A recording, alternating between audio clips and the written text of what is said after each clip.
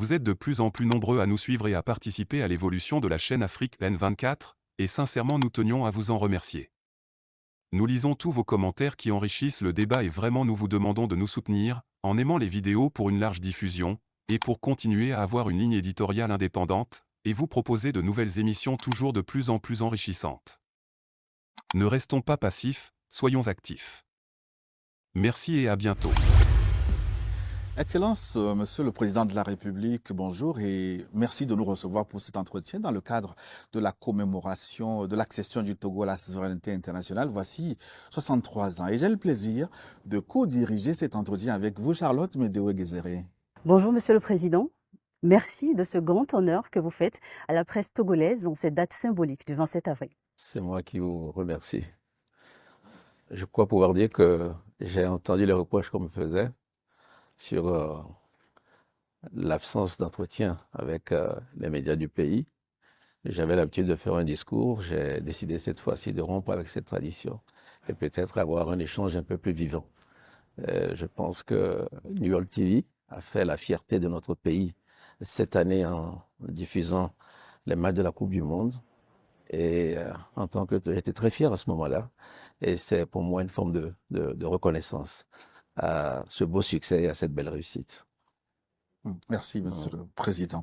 Vous venez d'assister à un imposant défilé militaire pour marquer la célébration du 27 avril. Et à l'occasion, nous avons vu des forces de défense et de sécurité afficher une hargne pour défendre la patrie contre l'ennemi. Ces forces qui sont d'ailleurs en première ligne pour contrer la menace djihadiste.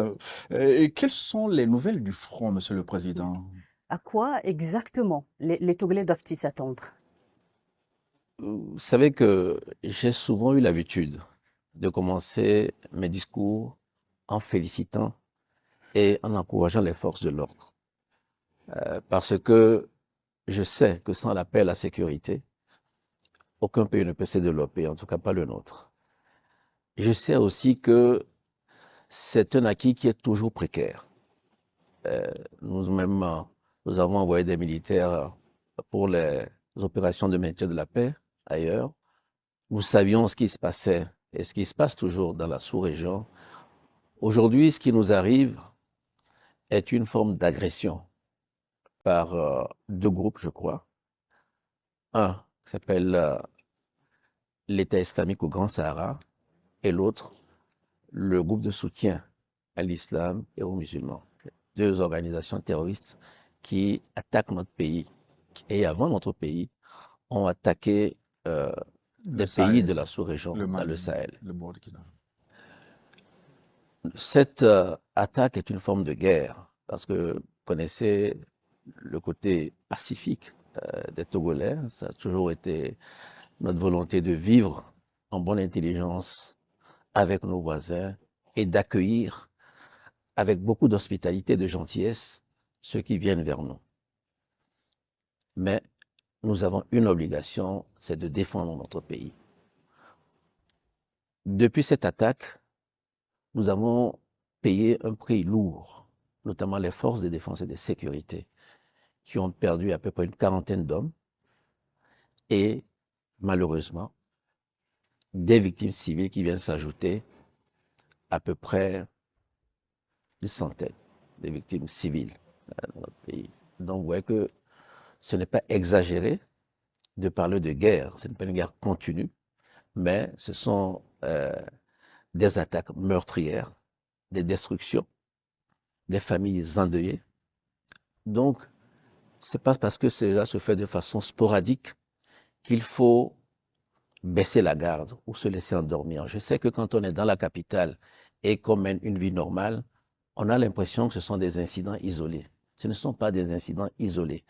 Parce que pour contrer ce genre d'attaque, c'est une vigilance de tous les instants. Vous pouvez rester 1 mois, 2 mois sans attaque et puis une attaque meurtrière survient. Deuxièmement, vous connaissez notre ambition pour l'intégration. Et ce qui se passe chez nos voisins du Nord, de l'Est, ou même un peu plus loin, nous impacte forcément. Nous avons des Togolais qui vivent là-bas. Nous commerçons avec ces pays-là. Donc, même s'il n'y avait pas eu des attaques au Togo, nous subirions un peu les conséquences de ces attaques. Face à cela, nous avons mis en place une stratégie sur 3 pieds. La première, naturellement, c'est de nous défendre par les armes, parce que nos hommes sont attaqués, nos hommes sont tués. Et nous avons lancé l'opération Kunjuare, qui a changé de posture. C'était une posture préventive d'abord, après défensive, et maintenant, de temps en temps, nous sommes aussi à l'offensive. Et ce n'est pas parce que nous ne faisons pas de communiqué que nous n'avons pas de succès. Nous avons des succès, mais il y a quelque chose d'indécent à célébrer la mort d'une personne, parce que nous avons encore ces valeurs-là, le sens de l'humanité. Donc nous taisons cela. Deuxièmement, le CIPLEV. Donc, essayer de déradicaliser ou de prévenir la radicalisation des populations, parce que ce sont des hommes, des jeunes qui sont utilisés pour mener ces attaques-là. Troisièmement, le plan d'urgence pour la résilience de ces populations. Nous avons été obligés, ce n'était pas une volonté, nous ne l'avons pas fait avec plaisir, de déplacer certaines populations pour mieux protéger la frontière. Vous connaissez la caractéristique de nos frontières qui sont souvent poreuses. Voilà. Donc, on a déplacé des gens. Il y a à peu près un peu moins de 12 000 qui ont été déplacés. Malheureusement, c'est ce qu'on appelle parfois des réfugiés intérieurs. Donc, ces personnes qui ont été déplacées sont pour l'instant dans des familles et nous avons renforcé les infrastructures sanitaires, éducatives pour les mettre un peu à l'aise et apporter des vivres. Nous avons accueilli aussi des réfugiés étrangers dans notre pays. Et parmi les victimes dont j'ai parlé, la centaine, il y a pratiquement la moitié qui ne sont pas des Togolais, en quelque sorte. Et nous avons quelques Togolais qui sont à l'extérieur aussi. Donc, il y en a à peu près 2000. Donc, comme la période des examens approche, notre souci est que les élèves qui sont dans cette population puissent revenir et passer les examens pour que l'avenir ne soit pas perdu. Donc vous prenez des mesures spécifiques aussi pour rassurer ceux qui sont restés sur place. Nous les protégeons et nous devons nous satisfaire de la bonne entente qu'il y a avec les populations. Ce n'est pas un combat qui se mène seulement par les armes, mais on a besoin du soutien de la population. De ce côté-là, il y a une bonne entente. Mais si je dois compléter, c'est qu'il y a aussi des conséquences économiques. Donc nous avons dû renforcer les investissements en matière de sécurité. Nous l'avions déjà fait avec la loi de programmation militaire, mais cette loi n'est plus adaptée parce que la menace a changé de nature. Donc nous allons certainement demander dans les semaines qui vont venir. Donc à quoi les Togolais doivent s'attendre, pour revenir à votre question, à un combat long. Avec des périodes de drame, parce que c'est inévitable quand il y a la guerre. Mais je puis assurer mes compatriotes que au bout, il y aura la victoire. Ça, nous sommes déterminés à réduire ces bandes armées. Monsieur le Président, vous l'avez rappelé, la situation dans la région des Savanes a obligé certains de la population à se déplacer. Mais comment encourager ceux qui n'ont pas encore fait le chemin retour à rejoindre le territoire? Oui, c'est ce que j'ai dit. Ils sont peu nombreux, il y a à peu près 2000. Donc, quand je dis 2000, c'est toute la famille. Donc, notre souci aujourd'hui, c'est que l'année ne soit pas perdue pour les élèves qui ont dû partir. Donc, vu leur nombre limité, je pense que nous allons pouvoir le faire en discutant avec les autorités des pays d'accueil. Oui. Monsieur le Président, nous allons aborder le chapitre économie. La conjoncture demeure marquée par l'inflation. La tendance des prix des denrées de première nécessité est toujours à la hausse sur les marchés. Les Togolais continuent de serrer durement les ceintures. Le gouvernement prend certes des mesures, mais vraiment pas d'amélioration significative. Jusqu'à quand cela durera-t-il, Monsieur le Président? D'abord, je ne vous apprends rien en disant que c'est un phénomène, disons, mondial. Après la crise de la Covid-19, il y a eu une succession de crises et ce qui a entraîné cette augmentation des prix. Deuxièmement, c'est essentiellement une inflation importée aux 2 tiers, même s'il y a quand même 33% qui touche les produits que nous avons ici localement. Généralement, quand il y a un choc comme ça, parce que c'en est un, c'est-à-dire qu'un événement qui n'était pas anticipé, mais qui survient, ce que nous faisons, les États font, c'est de recourir aux subventions. C'est ce que nous avons fait avec les augmentations avec des salaires et avec des subventions aussi sur les produits pétroliers, les produits gaziers. Ça nous a coûté extrêmement cher. Donc, je crois que nous avons dû dépenser la centaine de milliards. Mais vous voyez que ce n'est pas soutenable. Ce n'est pas un effort qui peut être renouvelé chaque année. La deuxième chose qu'il faut faire, c'est de produire autant que faire se peut ce qu'on consomme pour être moins dépendant de l'extérieur, notamment en matière de produits alimentaires. Et c'est pour cela que vous avez vu que nous avons relancé, amplifié notre intérêt pour la question agricole. Voilà. Donc, ce que je peux dire aux Togolais, une bonne partie du phénomène trouve sa solution ici sur le sol togolais.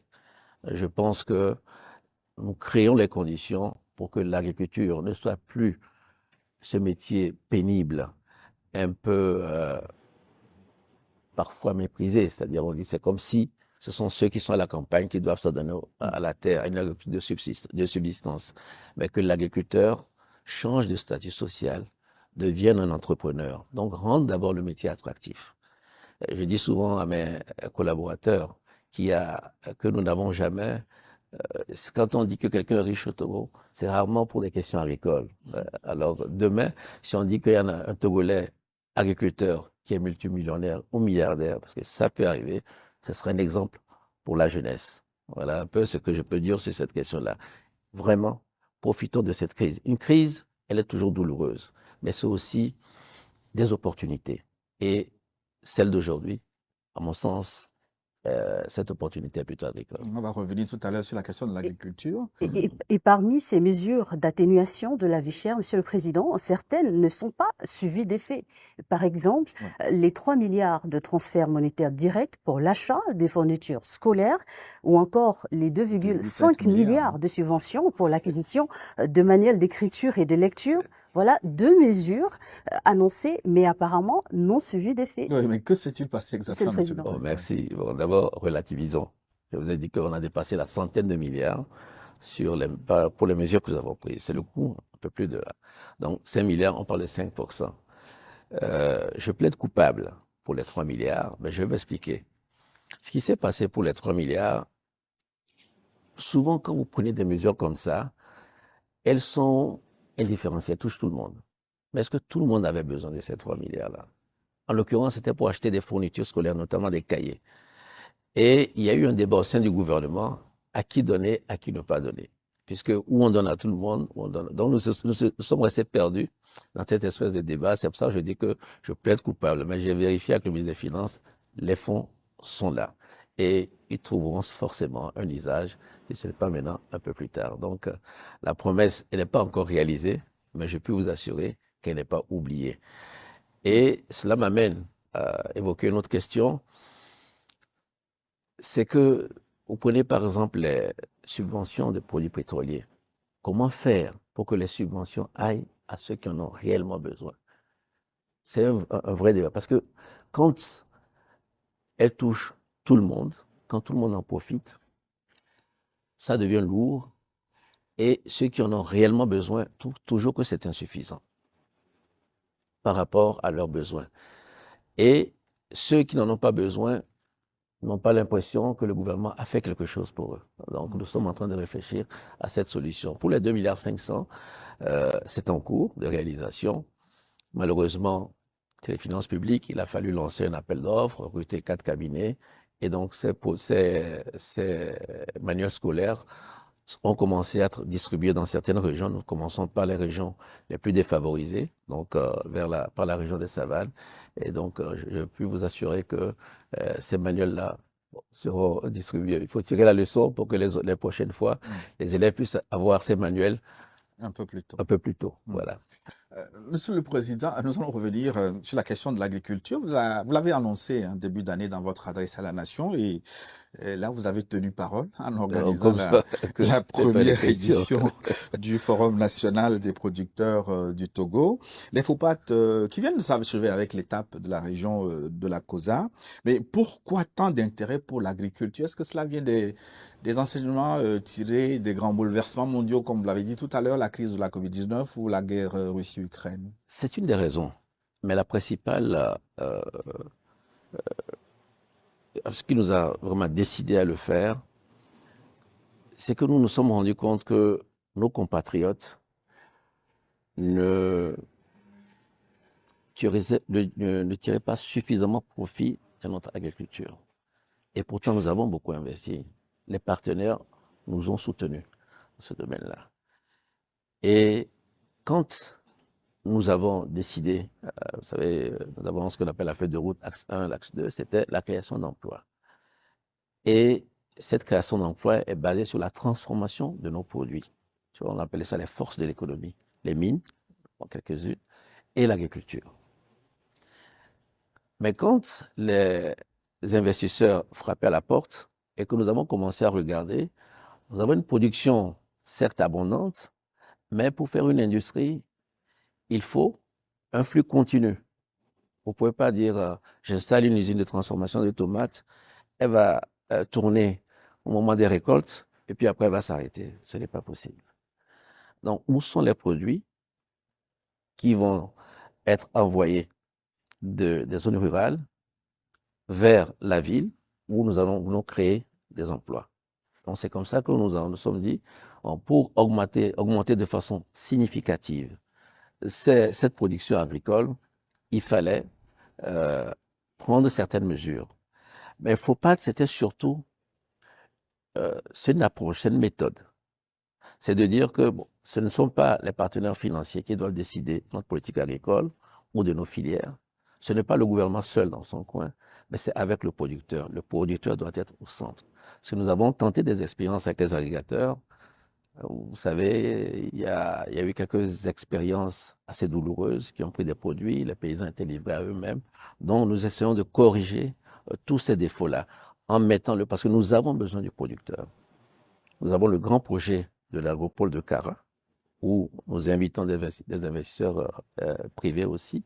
Donc, vous avez vu que certains ont annoncé déjà des investissements dans cette zone-là. Donc, essentiellement, c'est pour que nous ayons une chaîne de valeur beaucoup plus longue. C'est que non pas exporter nos produits comme le soja, mais les transformer pour que les emplois restent dans notre pays. Mais deuxièmement, c'est vraiment ce que j'ai appelé un peu avec un peu la souveraineté alimentaire, pour montrer que nous devons produire ce que nous consommons dans notre pays. Ce que nous aimons, nous devons l'avoir à disposition dans notre pays. Mais pour cela, il faut que les agriculteurs aient des revenus, amélioration de leur niveau de vie, de leurs conditions de vie, et qu'ils deviennent aussi des consommateurs. Voilà. Qu'il n'y ait pas toujours ce mouvement que nous voyons d'exode rural, les gens quittent la campagne vers pour la ville. Voilà.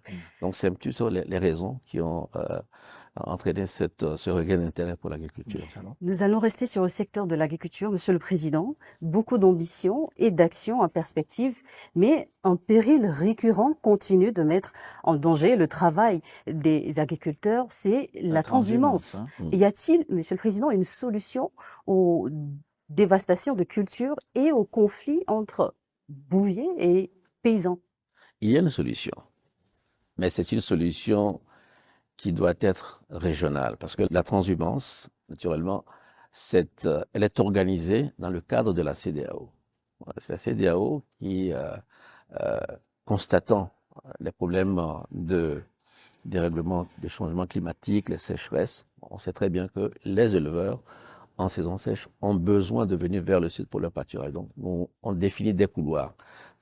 C'est un phénomène qu'on retrouve dans tous les pays côtiers. Oui.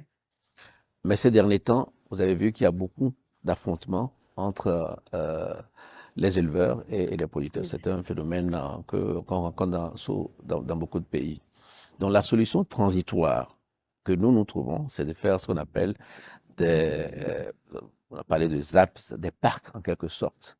Des parcs, parce que pourquoi les gens font la transhumance? Pour 3 raisons essentiellement.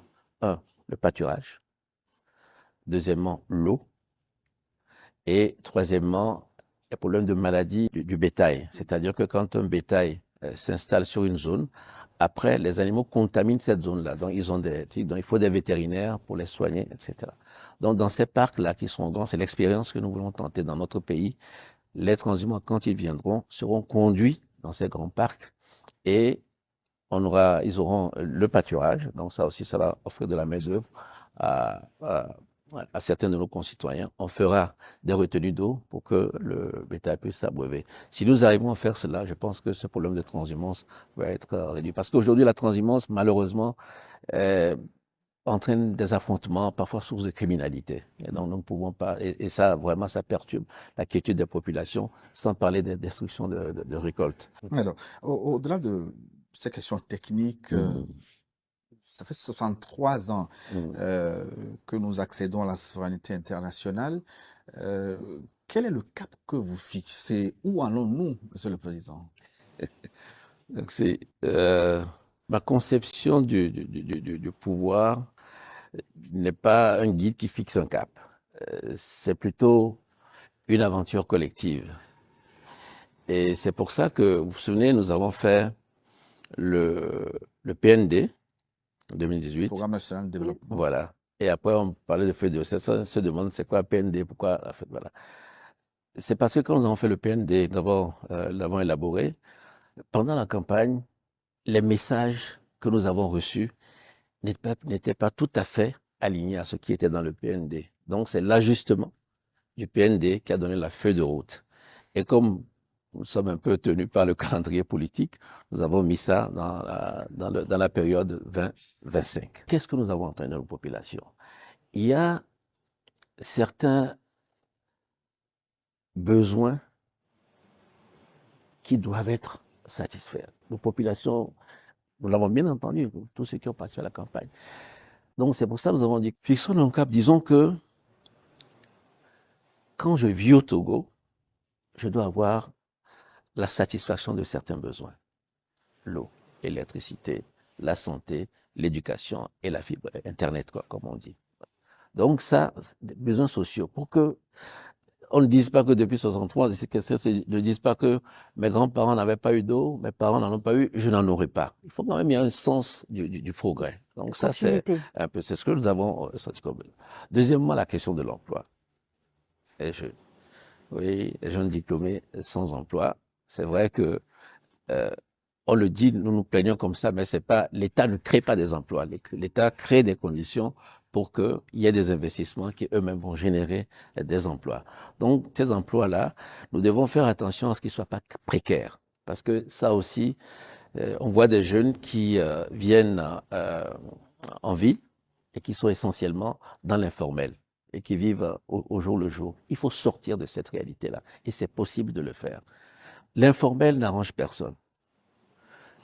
Si on dit, comme je disais tout à l'heure, gouverner, c'est aussi servir. Pour servir quelqu'un, il faut connaître cette personne-là. C'est pour ça que nous lançons le grand projet, que nous appelons offrir une identité à chaque personne. C'est quand on voit Kodjo, on sait que Kodjo est marié ou célibataire, orphelin ou pas, élève ou pas. Voilà les revenus à peu près qu'il a et voilà à quoi il a droit en termes d'efforts de solidarité, assurance maladie, allocation.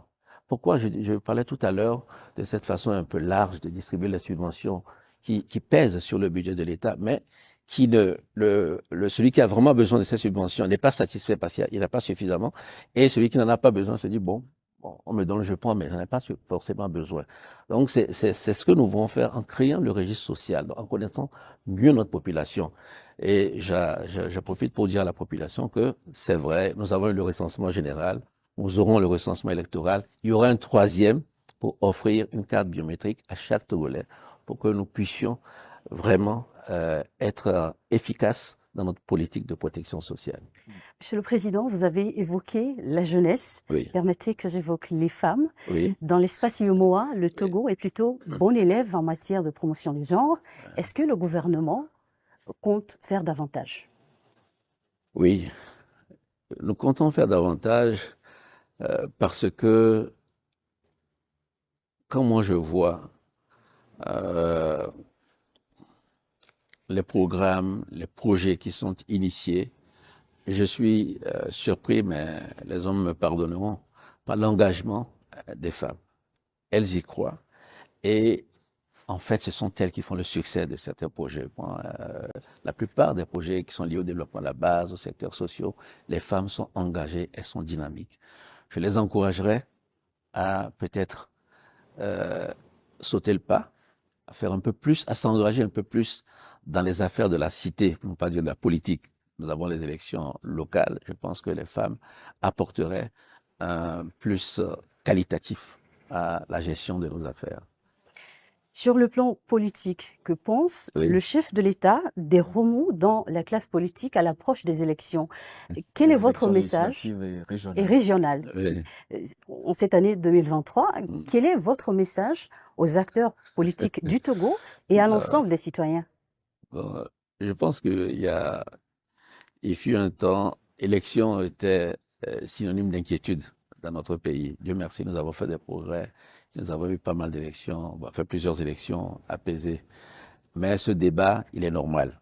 Et en réalité, il est habituel. À chaque fois qu'on s'approche de ces échanges électoraux, il y a un petit peu d'agitation, un peu plus de bruit. Nous avons essayé de prévenir cela en organisant, en faisant un dialogue avec les acteurs de la classe politique. Aujourd'hui, d'autres revendications surviennent. Je ne fais pas polémiquer. Ce que je veux dire, c'est que en politique, il faut avoir le sens du compromis. Quand on s'assoit et qu'on a le même objectif, c'est-à-dire la conquête du pouvoir, c'est normal que chacun ait sa stratégie. Et puis, il y a aussi une part de posture. Donc, parfois, quand on a des problèmes dans son parti, on essaie de l'extérioriser autrement, en faisant des revendications, en disant ceci ou cela. Je pense que nous avons un cadre électoral qui est ce qu'il est. Il n'est pas parfait parce que la perfection n'existe pas. Mais quand nous nous comparons aux autres, je crois que nous n'avons pas à rougir. Il n'y a rien, on n'est pas meilleur que les autres, mais on n'est pas pire que les autres. Donc, je crois qu'il faut être serein, battre campagne, et s'il y a une volonté commune au sein de la classe politique de faire encore quelques changements de cadre électoral, pourquoi pas, nous nous appuierons. Mais je ne pense pas qu'il puisse avoir des actions, des actes unis de façon comme ça unilatérale ou de nous, ou du gouvernement, ou de la majorité, ou alors de l'opposition. C'est nécessairement dans le dialogue que nous pourrons trouver une solution. Nous allons également aborder la diplomatie de la paix dans cet entretien exclusif. Monsieur le Président, un certain nombre de vos succès en matière de politique étrangère contribuent à renforcer le prestige du Togo sur la scène internationale. Je pense en particulier à l'affaire dite des 49 soldats ivoiriens. Quelle est votre recette pour réussir là où plusieurs s'essayent en vain? Non, bon, c'est gênant de parler de ce succès. Je crois pouvoir dire que le Togo attire de la sympathie quand même. On aime bien le Togo, notre pays, et ça c'est pas moi. Je crois que nous sommes un pays pas très grand, nous n'avons pas d'ennemis déclarés, nous essayons de nous entendre avec tout le monde. Donc ça crée un a priori positif. Nous avons eu la confiance des deux parties. Nous avons eu la confiance du président Ouattara, et que je remercie, et nous avons eu la confiance du président Goïta. Donc ça a permis d'arriver à un compromis qui ne fut pas facile, parce que c'était une question assez difficile, assez douloureuse. Vous savez, quand il n'y a pas de confiance entre deux parties, c'est difficile de trouver un compromis parce qu'on prête toujours des arrière-pensées à l'autre. Donc, le rôle que nous avons eu, et nous avons aussi été, pardon, c'est pas le Togo, c'est moi seul, pas le Togo seul qui l'a fait. Nous avons quand même, parce que ça a duré quoi, quelques mois quand même cette affaire, hein, depuis le mois de juillet jusqu'à la libération. Nous avons d'autres aussi. Des petites mains ont aidé. Et nous n'avons pas voulu avoir un rôle exclusif, même s'il a été déterminant. Donc j'associerai toutes ces mains à ce succès-là. Je ne voulais pas en dire plus. Voilà. Le succès est salué à Bamako, aussi bien à Bamako qu'à Abidjan. Une dernière question, Monsieur le Président. Avant le Mali, vous avez fait le choix de diversifier les partenaires sérieux du Togo, la Chine, le Japon, la Russie, la France, Les États-Unis. le Commonwealth. Oui. Bon, bref, mais pourquoi avoir fait ce choix stratégique du multilatéralisme? Est-ce que c'est payant pour le Togo? Je crois que c'est payant. Je crois que c'est payant. Il y a d'abord, nous, vous voyez, notre pays, nous sommes un pays à dimension plutôt modeste. Nous sommes travailleurs et nous accueillons tout le monde. Et quand les gens viennent au Togo, ils se sentent bien. Mais en même temps, nous n'avons pas, nous ne sommes pas un grand pays minier, etc. Donc, ce que nous voulons, et nous le cherchons partout et nous le prenons là où nous le trouvons. Que ce soit avec la France, les Anglais, nous diversifions. Parce que nous savons que par le travail, par la créativité, nous allons pouvoir trouver des solutions. Et que si nous avons un problème ici au Togo, je pense que quelque part dans le monde, quelqu'un a eu le problème à trouver une solution. Nous faisons, vous avez parlé des grands pays, mais nous faisons aussi avec certains pays africains, de la sous-région même, nous regardons les bonnes pratiques, nous faisons des benchmarks et nous essayons de. Donc c'est un peu cette, je dirais pas, ouais, c'est un peu cette philosophie qui guide mon action. Et puis le souci d'être indépendant, de ne pas être perçu comme étant irrémédiablement lié à quelqu'un, le suivant. Non. Ce qui compte, c'est l'intérêt des Togolais. Et donc, et si cet intérêt des Togolais commande certains choix, même difficiles, nous donnons priorité aux intérêts des Togolais. C'est pour ça que nous le faisons. Et puis bon, comme je dis, parfois, c'est la chance d'avoir la taille que nous avons. Hein. Quand on est un pays avec des ressources stratégiques, on est convoité par des puissances, mais... Les oiseaux les plus gros ne sont pas les voilà, plus beaux. Absolument. Donc c'est un petit peu cela. Et nous allons continuer, je pense. Hein. Excellence, Monsieur le Président de la République, nous arrivons au terme de cet entretien. Merci. Merci de votre beaucoup. aimable disponibilité. Merci aussi à vous pour ce premier entretien et je renouvelle une fois mes félicitations à New World TV et à toute son équipe. Et puis, je voudrais souhaiter une très bonne fête de l'indépendance à tous nos compatriotes. Vous savez, pour moi, l'indépendance, c'est une fierté. La fierté d'être Togolais. Bon, l'entretien se termine sur des propos plutôt de jeu pour nous. C'est de reconnaissance pour ceux qui ont pu se battre pour que nous ayons cette indépendance-là. Mais c'est aussi un moment, c'est pour ça que sur certaines questions, il y a eu des manquements, je l'ai reconnu. C'est aussi un moment où faire le bilan et essayer de se dire qu'on va aller dans le sens du progrès, on va améliorer les choses. Parce que la vie n'est pas facile, les gens se serrent des ceintures, mais c'est par le fort, le travail que nous allons pouvoir nous en sortir. Et puis, toujours une pensée pour ceux qui sont en difficulté, soit par la maladie, le deuil. Une pensée pour eux, une prière pour eux. Et nous confier tous à Dieu le Tout-Puissant. Merci beaucoup. Bonne fête. Merci. Bonne fête à vous aussi. Merci, Monsieur le Président. Vous êtes de plus en plus nombreux à nous suivre sur Afrique N24, et vraiment nous tenions à vous en remercier. Nous lisons tous vos commentaires qui enrichissent le débat et vraiment nous vous demandons de nous soutenir pour continuer à avoir cette ligne éditoriale indépendante, et vous proposer des émissions toujours de plus en plus enrichissantes. Merci et à bientôt. Likez la vidéo si ce n'est pas déjà fait. Laissez aussi votre point de vue en commentaire. Abonnez-vous et cliquez aussi sur la petite cloche de notification pour ne rien rater de nos prochaines vidéos. N'oubliez pas de partager aussi la vidéo et de la liker.